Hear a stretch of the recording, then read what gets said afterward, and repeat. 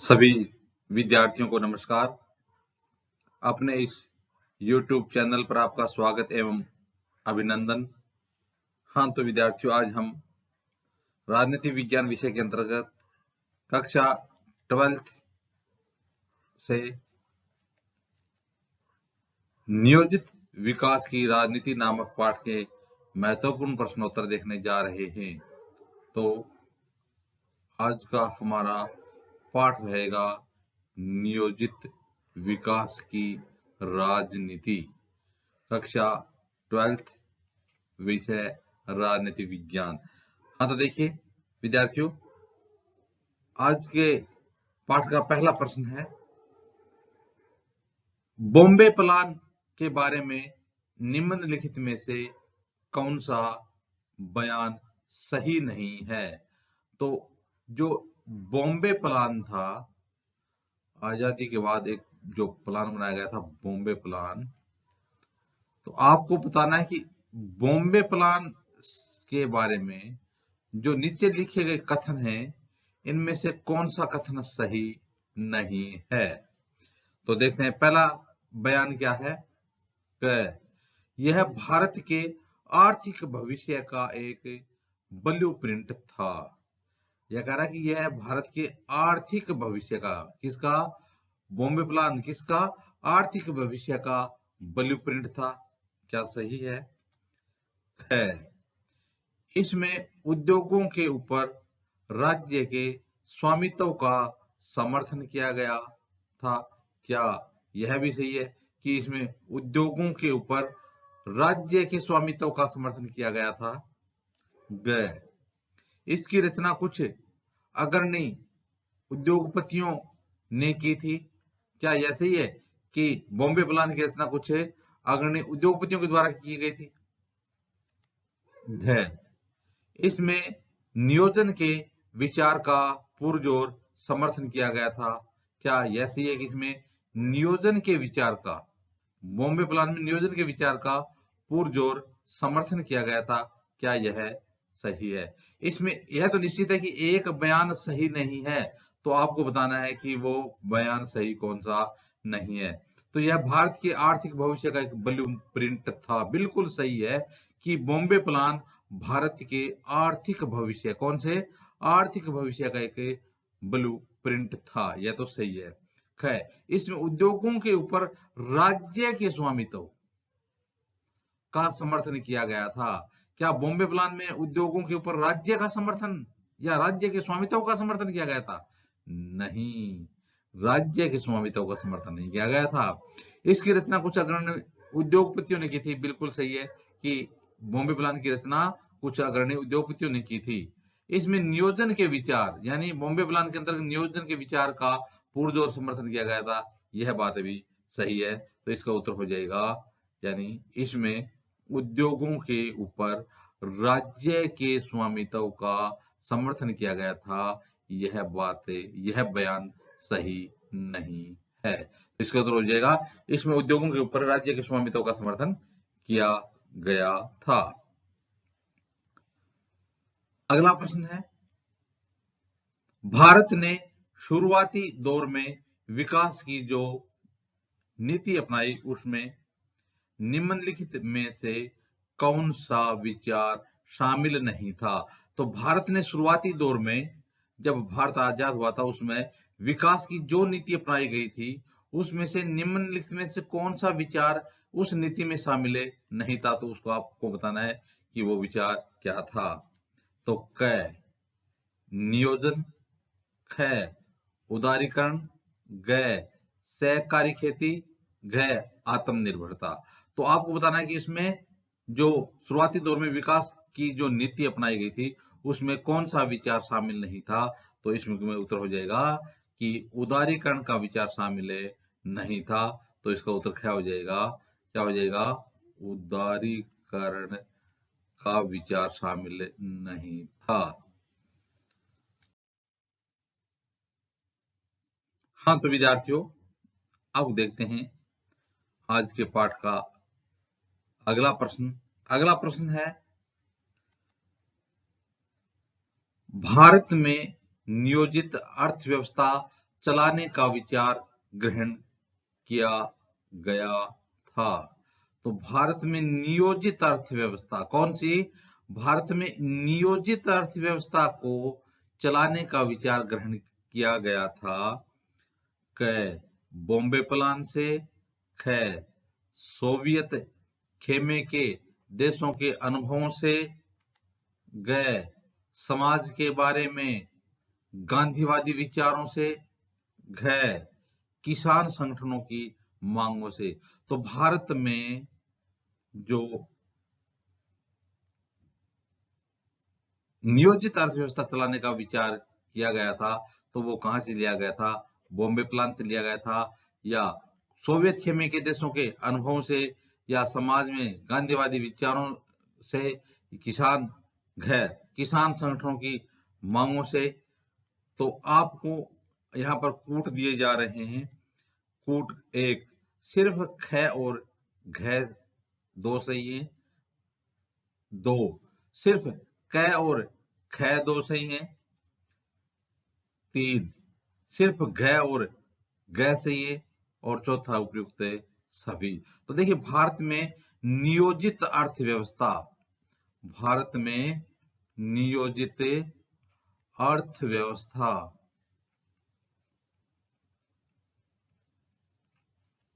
चलाने का विचार ग्रहण किया गया था। तो बॉम्बे प्लान से भी नियोजित अर्थव्यवस्था चलाने का विचार ग्रहण किया था। सोवियत खेमे के देशों से भी, के अनुभवों से भी भारत में नियोजित अर्थव्यवस्था चलाने का विचार ग्रहण किया गया था। समाज के बारे में गांधीवादी विचारों से भी नियोजित अर्थव्यवस्था चलाने का विचार ग्रहण किया था। और किसान संगठनों की मांगों से भी नियोजित अर्थव्यवस्था चलाने का विचार ग्रहण किया गया था। तो उत्तर हो जाएगा द, यानी 4 उत्तर हो जाएगा उपयुक्त सभी। तो इसमें 4 उत्तर हो जाएगा उपयुक्त सभी। हाँ तो विद्यार्थियों, अब देखते हैं आज के पाठ का अगला प्रश्न। अगला प्रश्न है प्रश्न नंबर 4, निम्नलिखित का मेल करें। आपको मेल करना है, तो बेमेल है और बेमेल का मिलान करना है। क चरण सिंह औद्योगिकरण से संबंधित है क्या? ख पीसी महालनोबिस जोनिंग से संबंधित है क्या? ग बिहार का अकाल किसान से संबंधित है क्या? घ वर्गीज कुरियन सहकारी डेयरी से संबंधित है क्या? अब देखिए, हम मेल करेंगे। तो पहला है चरण सिंह। तो चरण सिंह सभी जानते हैं का संबंध किससे था? किसान नेता, किसान से संबंधित था चरण सिंह का। तो चरण सिंह का मिलान होगा किसान से। इसी प्रकार जो पीसी महालनोबिस थे, वो औद्योगिकरण से संबंधित थे। पीसी महालनोबिस किससे संबंधित थे? औद्योगिकरण से संबंधित थे। इसी प्रकार से बिहार का अकाल जोनिंग से संबंधित था। बिहार का अकाल जोनिंग से संबंधित था। इसी प्रकार से जो वर्गीज कुरियन का संबंध भी सहकारी डेयरी से था। तो इस प्रकार से इनका मिलान होगा चरण सिंह किसान, पीसी महालनोबिस औद्योगिकरण, बिहार का अकाल जोनिंग और वर्गीज कुरियन सहकारी डेयरी। हाँ तो विद्यार्थियों, अब देखते हैं आज के पाठ का अगला प्रश्न। अगला प्रश्न है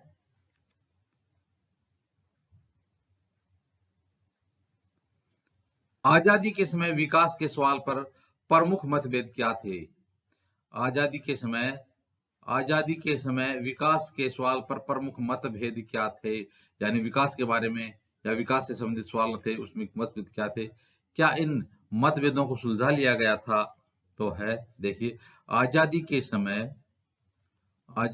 समय विकास के सवाल पर निम्न मतभेद थे। कौन कौन से? पहला मतभेद था कि आर्थिक समृद्धि के साथ सामाजिक न्याय को सुनिश्चित करने के लिए सरकार कौन सी भूमिका निभाए। यानी आर्थिक समृद्धि के साथ सामाजिक न्याय, आर्थिक समृद्धि और सामाजिक न्याय को सुनिश्चित करने के लिए सरकार कौन सी भूमिका निभाए। दूसरा था विकास के दो मॉडलों, उदारवादी पूंजीवादी मॉडल और समाजवादी मॉडल। विकास के दो मॉडलों, उदारवादी पूंजीवादी मॉडल और समाजवादी मॉडल में से किस मॉडल को अपनाया जाए। तीसरा, कुछ अर्थशास्त्री केंद्रीय नियोजन के पक्ष में थे, जबकि कुछ अन्य विकेंद्रित नियोजन के लिए आवश्यक मानते थे। तो कुछ अर्थशास्त्री थे वो तो केंद्रीय नियोजन के पक्ष में थे, और कुछ अन्य थे वो विकेंद्रित नियोजन के लिए विकेंद्रित नियोजन को आवश्यक मानते थे। तो मतभेदों को जो सुलझाना है, इस पर यह पूछ रहा है कि क्या इन मतभेदों को सुलझा लिया गया था। तो मतभेदों को सुलझाने के बारे में विचार यह है कि उपयुक्त में से कुछ में मतभेदों को सुलझा लिया गया था, परंतु कुछ को सुलझाना अभी भी शेष है, यानी कुछ मतभेद हैं इनमें से वो सुलझा लिए गए और कुछ अभी भी शेष हैं जो अभी तक सुलझाए नहीं गए हैं। अगला प्रश्न है, पहली व दूसरी पंचवर्षीय योजना में किस चीज पर सबसे ज्यादा जोर था। कौन सी, एक तो पहली पंचवर्षीय योजना थी और दूसरी पंचवर्षीय योजना थी, इसमें किस चीज पर सबसे ज्यादा जोर दिया गया था। तो देखिए, प्रथम पंचवर्षीय योजना में कृषि क्षेत्र पर अधिक बल दिया गया था। वहीं यानी अगर प्रथम पंचवर्षीय योजना में कौन से क्षेत्र पर जोर दिया गया था, तो प्रथम पंचवर्षीय योजना में कृषि क्षेत्र पर ज्यादा जोर दिया गया था। वहीं द्वितीय पंचवर्षीय योजना में भारी उद्योगों के विकास पर अधिक बल दिया गया था। तो पहली पंचवर्षीय योजना में किस पर बल दिया गया था, तो प्रथम पंचवर्षीय योजना में कृषि क्षेत्र में बल दिया गया था, और द्वितीय पंचवर्षीय योजना में किस पर बल दिया गया था, तो द्वितीय यानी दूसरी पंचवर्षीय योजना में भारी उद्योगों के विकास पर ज्यादा बल दिया गया था। हाँ तो विद्यार्थियों, अब देखते हैं आज के पाठ का अगला प्रश्न। अगला प्रश्न है, हरित क्रांति का क्या अर्थ है। हरित क्रांति के दो सकारात्मक और दो नकारात्मक परिणामों का उल्लेख करें। तो देखिए, हरित क्रांति का पहले तो बताना कि हरित क्रांति का क्या अर्थ है, हरित क्रांति किसे कहा गया, और दूसरा कि हरित क्रांति के सकारात्मक परिणाम, और सकारात्मक परिणामों को लेकर के ही हरित क्रांति की शुरुआत की गई थी। लेकिन ये अगर क्रांति के दो सकारात्मक व दो नकारात्मक परिणामों का उल्लेख करें, तो नकारात्मक परिणाम भी थे, तो दो सकारात्मक और दो नकारात्मक परिणाम बताने हैं। तो देखिए, हरित क्रांति का अर्थ है कि कृषिगत उत्पादनों की तकनीक को सुधारने तथा कृषि उत्पादन में तीव्र वृद्धि करने से है। तो हरित क्रांति का मतलब क्या है कि हरित क्रांति से अभिप्राय है कृषिगत जो उत्पादन है, तो उत्पादनों की जो तकनीक है, कृषिगत जो उत्पादन है उसकी जो तकनीक है, उस तकनीक को सुधारना तथा कृषि उत्पादन में तीव्र वृद्धि करना है। तो कृषिगत उत्पादनों की तकनीकों को सुधारना और कृषि उत्पादन में तीव्र वृद्धि करना, इसका मतलब क्या है, हरित क्रांति से है। अब देखेंगे हरित क्रांति के दो सकारात्मक परिणाम कौन कौन से निकले। तो हरित क्रांति का पहला सकारात्मक परिणाम था कि हरित क्रांति से खेती हर पैदावार में इजाफा हुआ। तो क्योंकि इजाफे के लिए, पैदावार में इजाफे के लिए तो शुरू की गई थी, तो यानी ज्यादातर गेहूं की पैदावार बढ़ी। तो अब प्रश्न बनता है कि हरित क्रांति में कौन सी जो फसल है उसमें सबसे ज्यादा फायदा हुआ, वो हो जाएगा गेहूं की पैदावार में सबसे ज्यादा फायदा हुआ। और देश में खाद्यान्न की उपलब्धता में बहुत ज्यादा बढ़ोतरी हो गई। तो खाद्यान्न की उपलब्धता में क्या हुई, बहुत भारी बढ़ोतरी हुई। हरित क्रांति से खेती हर पैदावार थी उसमें इजाफा हुआ। विशेष रूप से ज्यादातर पैदावार किसकी बढ़ी, गेहूं की बढ़ी, और खाद्यान्न की उपलब्धता में भी बढ़ोतरी हुई। दूसरा, हरित क्रांति के कारण कृषि में मंझोले दर्जे के किसानों यानी मध्यम श्रेणी के भूस्वामित्व वाले किसानों का उभार हुआ। मध्यम मंझोले दर्जे के यानी हरित क्रांति के द्वारा जो मंझोले दर्जे के किसान थे यानी मध्यम श्रेणी के जो किसान थे उसके भू स्वामित्व वाले किसानों का उभार हुआ। अब देखते हैं हरित क्रांति के दो नकारात्मक परिणाम। तो नकारात्मक परिणाम में हरित क्रांति से गरीब किसानों और भूस्वामियों के बीच का अंतर बहुत ज्यादा बढ़ गया। तो हरित क्रांति से जो गरीब किसान थे उसका और जो भूमि के स्वामी थे उनके बीच का अंतर बहुत ज्यादा बढ़ गए, एक नकारात्मक परिणाम हुआ। दूसरा, इससे पंजाब, हरियाणा और पश्चिमी उत्तर प्रदेश जैसे इलाके कृषि की दृष्टि से समृद्ध हो गए, जबकि बाकी इलाके खेती के मामले में पिछड़ गए। तो देखिए इससे एक तो यदि हम देखें तो जो हरित क्रांति का प्रभाव सबसे ज्यादा पंजाब, हरियाणा और पश्चिमी उत्तर प्रदेश जैसे इलाकों में पड़ा, जहां पर वो इलाके थे वो कृषि की दृष्टि से बहुत समृद्ध हो गए, जबकि बाकी इलाकों में क्या हुआ कि खेती के मामले में क्षेत्र पिछड़ गई है। इसका एक दूसरा नकारात्मक प्रभाव था। हाँ तो विद्यार्थियों, अब देखते हैं आज के पाठ का अगला प्रश्न। आज के पाठ का अगला प्रश्न रहेगा, नियोजन से क्या अभिप्राय है। प्रश्न क्या है? प्रश्न है कि नियोजन से क्या अभिप्राय है। तो आपको बताना है कि नियोजन का क्या मतलब है। तो देखिए, नियोजन का एक बौद्धिक क्रिया है। नियोजन एक क्या है? नियोजन एक बौद्धिक क्रिया है।